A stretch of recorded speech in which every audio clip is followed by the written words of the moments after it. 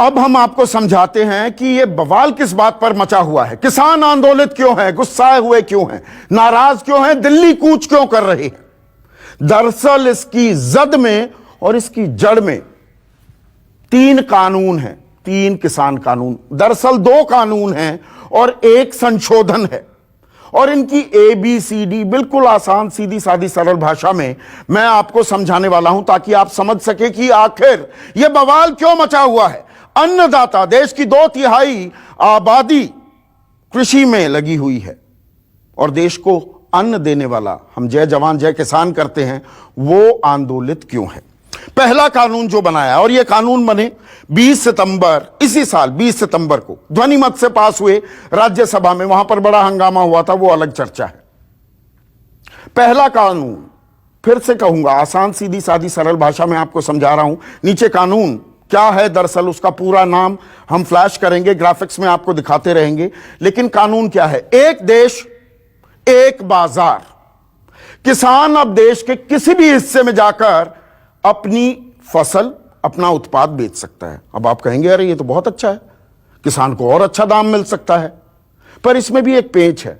छोटे रकबे के किसान हैं, 2-4 बीघे, 5 बीघे, 10 बीघे, 15 बीघे, वो अपनी लोकल मंडी में जाकर बेचेगा या पंजाब का किसान केरला में जाकर बेच देगा। ये अपने आप में एक सवाल है। लेकिन जब एक देश एक बाजार हो जाता है, किसानों को अच्छी कीमत मिलने की भी बात होती है। न्यूनतम समर्थन मूल्य तो सरकार ने तय कर रखा है। प्रधानमंत्री नरेंद्र मोदी, कृषि मंत्री नरेंद्र तोमर, सब ने यह कहा कि MSP था, है और रहेगा। तो आप MSP पर बेचिए, और उससे अच्छे दाम अगर बाजार दे रहा है और इलाकों में मिल रहा है तो वहां भी जाइए, बी माई गेस्ट। तो ये तो विन विन सिचुएशन हो गई किसान के लिए। लेकिन किसान को डर क्या है? किसान को दरअसल डर यह है कि ये जो न्यूनतम समर्थन मूल्य है, ये गारंटी नहीं किया गया है। कोई इससे नीचे बेचे या बेचने पर मजबूर आपको करे खरीदने वाला, तो कोई कानूनी प्रावधान नहीं है कि उसे जेल में डाला जाए। तो किसान कहता है कि साल, 2 साल, 3 साल में कहीं ऐसा ना हो जाए कि ये मंडी व्यवस्था ही खत्म हो जाए। जिस मंडी में जाकर हम अपना अनाज, अपनी फसल बेचा करते थे, वो व्यवस्था ही खत्म हो गई, तो हम पूरी तरह से बाजार के हवाले हो जाएंगे। मंडियां खत्म, बाजार तय करेगा, बाजार हमें कीमत दे ना दे। वैसे भी आज की तारीख में देश में सिर्फ 6% किसान न्यूनतम समर्थन मूल्य पर अपना उत्पाद, अपनी फसलें बेच पाते हैं। और यह मेरा आंकड़ा नहीं, यह शांता कुमार कमेटी रिपोर्ट थी 2015 की, उसमें यह साफ बात कही गई थी।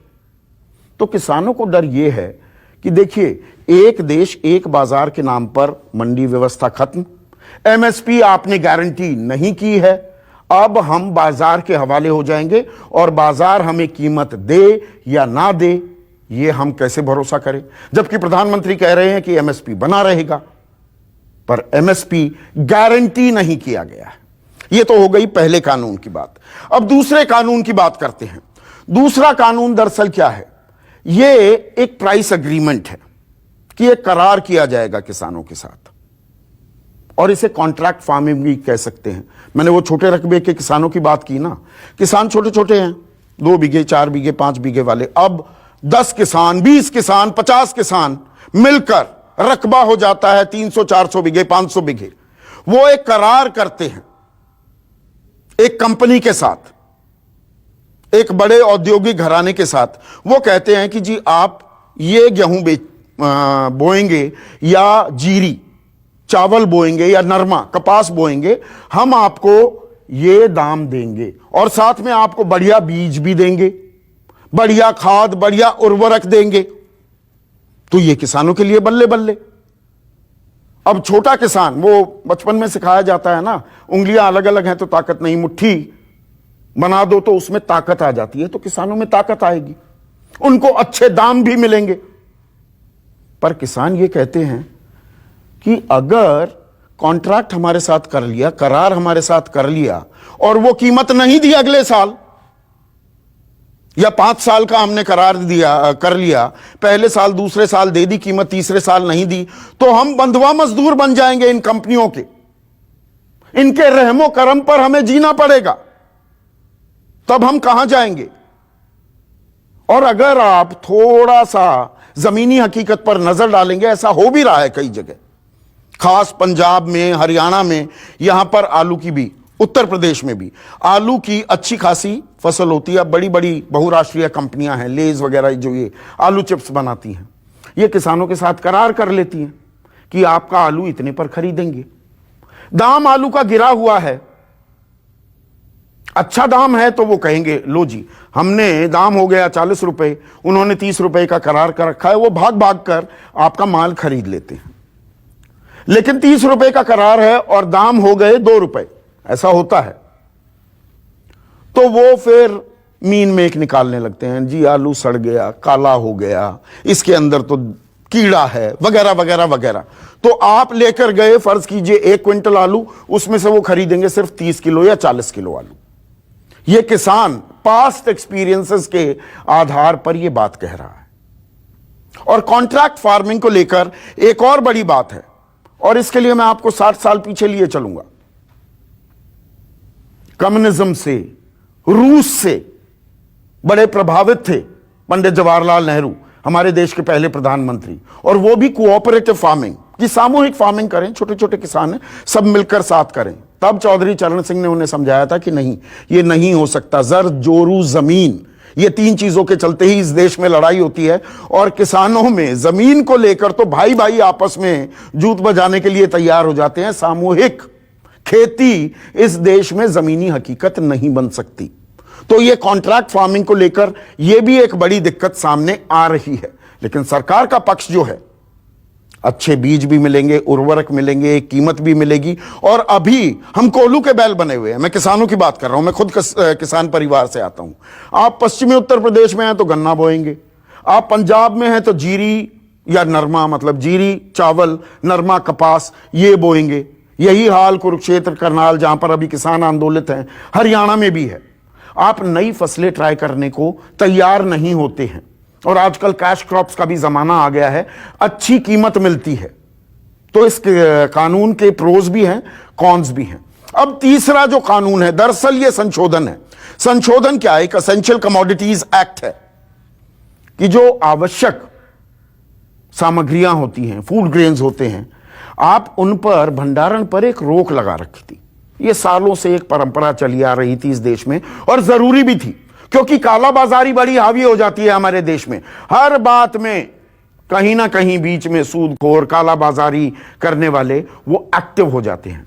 और इसीलिए आपने देखा होगा कि लासलगांव मंडी, प्याज वहां पर 1-1 रुपए 50-50 पैसे प्रति क्विंटल होता है, और यहां पर हम 60, 70, 80, 90, 100 रुपए तक भी प्याज की कीमतें देते हैं। वो प्याज सड़कों पर फेंक देते हैं, ऐसे ही बर्बाद कर देते हैं, और यहां पर हम इतने दाम देते हैं। तो इसमें कालाबाजारी का भी खेल होता था। अब सरकार ने संशोधन के जरिए क्या किया है कि जो भंडारण है उसमें खुली छूट दे दी कि आप जितना माल रखना चाहें रख सकते हैं। तो एक देश एक बाजार, कॉन्ट्रैक्ट फार्मिंग उसी कड़ी में जुड़ता है एसेंशियल कमोडिटीज एक्ट में संशोधन भी, कि अब कोई आप पर पाबंदी नहीं है, रोक नहीं है। आपके पास फसल है, आपका अच्छा प्याज हुआ है, आलू हुआ है, टमाटर हुआ है, सब्जियां हुई है, आप उसे रोक लो। जब अच्छा दाम मिलेगा तो किसान तब जाकर बेचे, किसान को वाजिब कीमत तो मिले। सरकार का जो दावा है, एक लक्ष्य है, 2022 तक आय दोगुनी करेंगे, उसी में यह कदम बता रही है सरकार। लेकिन, और यह बड़ा लेकिन है, हो क्या रहा है? यह कानून आने के बाद की ही मैं मिसाल देता हूं। टमाटर के दाम आसमान छूने लगे तो आपने भंडारण पर फिर से रोक लगा दी। आलू के दाम बढ़ने लगे, भंडारण पर फिर से रोक लगा दी। उत्तर प्रदेश में जहां भंडारण 30 नवंबर तक, उत्तर प्रदेश पोटैटो बेल्ट है इस देश की, और किसान कोल्ड स्टोरेज में अपना आलू रखता था, और आलू का बीज, आलू से ही आलू उगता है, अलग से कोई बीज नहीं आते, वही बीज होता है, तो वो कोल्ड स्टोरेज में रखा करते थे। और उसके लिए तारीख हुआ करती थी 30 नवंबर। आलू के दाम बढ़े, योगी सरकार ने कहा 31 अक्टूबर तक सारा आलू निकालो। निकालो का मतलब बेचना पड़ेगा, सप्लाई बढ़ेगी तो जो डिमांड है वो थोड़ी सी काबू में आएगी, और प्राइस, कीमत जो है वो नीचे चली जाएगी। तो किसानों को लगता है कि कहीं हमारे साथ हेरफेर ना होने लगे, और किसान क्या अदालतों के चक्कर काटेगा हर चीज में। अब आप कॉन्ट्रैक्ट फार्मिंग कर दी, बड़े कंपनी ने आपके साथ करार जो था वो तोड़ दिया या उसे पूरा नहीं कर रहे हैं, आपके अदालत में कमिश्नर के सामने, मजिस्ट्रेट के सामने खड़े होंगे या अपनी खेती करेंगे।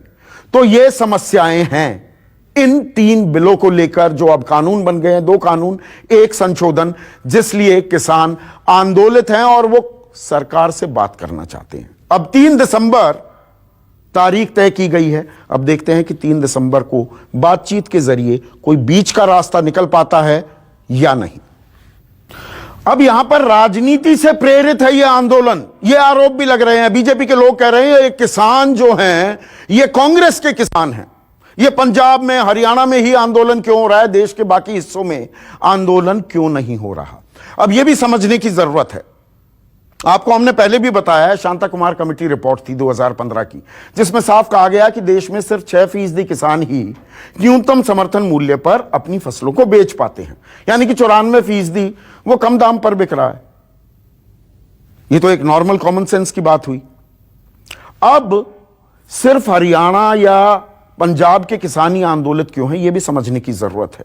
पूरे देश में 6% किसान न्यूनतम समर्थन मूल्य पर अपनी फसलें बेच पाते हैं, लेकिन हरियाणा और पंजाब में यह आंकड़ा 85 और 89% है। 80,000 करोड़ की खरीदी हुई धान और गेहूं की पिछले साल 2019-2020 में पंजाब और हरियाणा में। तो आप कहेंगे फिर इसमें राजनीति क्यों आड़े आ रही है? दरअसल इसमें खेल क्या है? देखिए, बाकी हिस्सों में मंडी व्यवस्था या तो चरमरा गई है। अब आप बिहार का उदाहरण लीजिए, 2006 में एपीएमसी एक्ट हटा दी गई थी, वहां मंडियां ही नहीं है। कहने को वो एफपीओज बने हैं, वो भी कोई काम नहीं करते। आप जाएंगे, किसी को भी अपना माल बेचेंगे, मक्का 1850 रुपए प्रति क्विंटल का न्यूनतम समर्थन मूल्य है, 850-900 रुपए में बेचकर आप वापस आ गए।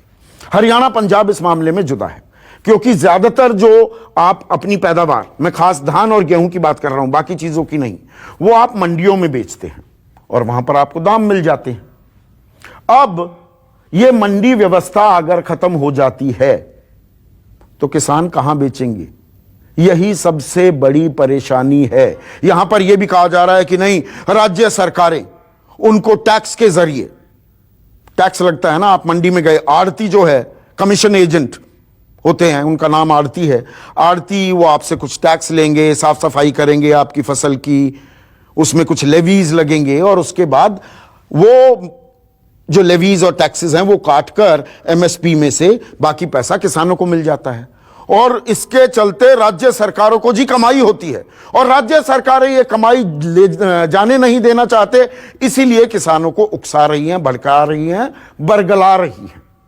लेकिन यही आड़ती, यही बीजेपी इन आड़तियों के बारे में जब विपक्ष में थी तो क्या कहा करती थी? सुषमा स्वराज हरियाणा से ही आती हैं, अब स्वर्गवास हो गया। जब वो नेता प्रतिपक्ष थी लोकसभा में, तो उन्होंने क्या कहा था कि आड़ती तो दरअसल एटीएम है किसानों के, कभी भी जाकर किसान उनसे पैसा ले सकता है। अब ये कारोबारी आ जाएंगे, सूट बूट वाले लोग आ जाएंगे, इनको तो किसानों के कुर्तों से, धोतियों से बदबू आती है, ये इनको पैसा क्यों देंगे? तो यहां पर खेल ये भी है। और पंजाब और हरियाणा थोड़ा अलहदा कैसे हैं, जुदा कैसे हैं बाकी राज्यों से, यह भी आपको समझने की जरूरत है। नमस्कार, मैं हूं मानक गुप्ता। अगर आपको हमारा ये वीडियो पसंद आया हो तो इसे लाइक और शेयर जरूर करें, और हां, हमें सब्सक्राइब और फॉलो करना ना भूलें ताकि आप देश और दुनिया की कोई खबर मिस ना करें। तो जुड़े रहिए हमारे साथ और देखते रहिए न्यूज़ 24।